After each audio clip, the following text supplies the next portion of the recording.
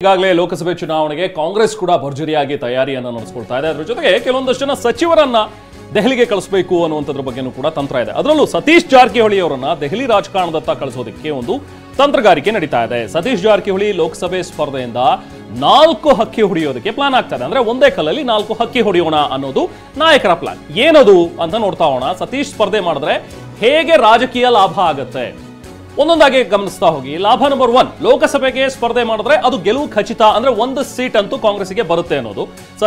ಸತೀಶ್ ಸಚಿವ ಸ್ಥಾನ ತೆಗೆದು ಅದನ್ನ ಸೌದಿಗೆ ಕೊಡುವಂಥದ್ದು. ಆ ಭಾಗದಿಂದ ಇನ್ನೊಬ್ರಿಗೆ ಕೊಡಬೇಕು ಅಂದ್ರೆ ಅದನ್ನ ಸೌದಿಗೆ ಕೊಡೋದು. ಇನ್ನೊಂದು, ಹೆಬ್ಬಾಳ್ಕರ್ಗೆ ಬೆಳಗಾವಿ ಜಿಲ್ಲೆ ಮೇಲೆ ಕಂಟ್ರೋಲ್ ಸಿಕ್ಕಂಗಾಗತ್ತೆ. ಇನ್ನೊಂದು 4ನೇದು, 3ನೇ ಪವರ್ ಸೆಂಟರ್ ಸತೀಶ್ ಅವರನ್ನ ದೆಹಲಿಗೆ ಶಿಫ್ಟ್ ಮಾಡ್ದಂಗಾಗತ್ತೆ. ಇನ್ನೊಂದು, ಈ ತರದ ಒಂದು ಪ್ಲಾನಿಂಗ್ಸ್ ಈಗ ನಡೀತಾ ಇದೆ. ಸತೀಶ್ ಜಾರಕಿಹೊಳಿ ಅವರು ದೆಹಲಿಗೆ ಶಿಫ್ಟ್ ಆಗ್ಬಿಟ್ರೆ ಎಲ್ಲಾ ಕಂಟ್ರೋಲ್ ಕೂಡ ಅಂದ್ರೆ ಒಂದು ಪವರ್ ಸೆಂಟರ್ ಆಗಿ ಏನು ಕಾಣಿಸ್ಕೊಳ್ತಾ ಇದೆ ಈಗ ಸತೀಶ್ ಜಾರಕಿಹೊಳಿ ಅವರ ಒಂದು ಪಟಾಲಂನಲ್ಲಿ. ಸೊ ಅದನ್ನ ಸ್ಪ್ಲಿಟ್ ಮಾಡ್ದಂಗೆ ಆಗತ್ತೆ ಅನ್ನುವಂಥದ್ರ ಬಗ್ಗೆನೂ ಕೂಡ ಲೆಕ್ಕಾಚಾರಗಳಿವೆ.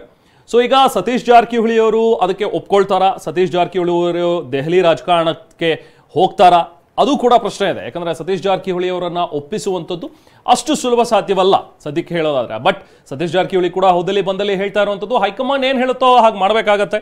ದಿನೇಶ್ ಗುಂಡೂರಾವ್ ಕೂಡ ಮೈಸೂರಿನಲ್ಲಿ ಮೊನ್ನೆ ಮಾತನಾಡಿದ್ರು, ಹೈಕಮಾಂಡ್ ಏನಾದರೂ ಸ್ಪರ್ಧೆ ಮಾಡಿ ಅಂತ ಹೇಳಿದ್ರೆ ಸಚಿವರು ಸ್ಪರ್ಧೆ ಮಾಡಬೇಕು, ಅದರಲ್ಲೇನಿದೆ ತಪ್ಪು ಅಂತನೂ ಕೂಡ ಅವ್ರು ಮಾತನಾಡಿದ್ರು. ಆದರೆ ಸತೀಶ್ ಜಾರಕಿಹೊಳಿ ಅವರು ಇದಕ್ಕೆ ಒಪ್ಕೊಳ್ತಾರಾ?